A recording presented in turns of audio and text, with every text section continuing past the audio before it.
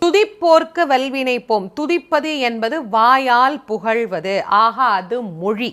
அடுத்தது நெஞ்சில் பதிப்போர்க்கு அப்படின்னு ஒரு வரி இருக்கா, அதை மனதில் வைத்து வழிபடுவோர்க்கு, ஆக மனம் மொழி ரெண்டும் முடிஞ்சிருச்சு. இந்த இரண்டையும் சரியாக நீங்கள் கடைபிடித்தால் மெய்யை அடக்கி முருகனருள் பெறலாம். ஆக மனம் மொழி மெய் என்கின்ற மூன்றையும் அடக்கி கந்தசஷ்டி கவசத்தை யார் ஒருவர் பாராயணம் செய்கிறீர்களோ அவர்களுக்கு நிஷ்டையும் கைகூடும். கைகூடிய பிறகு என்ன கிடைக்கும்? நிமலன் அருள் கிடைக்கும் அப்படின்னு சொல்றார்.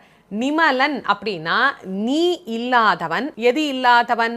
மலம் இல்லாதவன். அதனால் அவருக்கு நிர்மலன் அப்படின்னு பேர். சிவபெருமானை நிமலன், நிர்மலன், விமலன் இப்படியெல்லாம் நாம் போற்றுகின்றோம். சிவமும் முருகனும் ஒன்று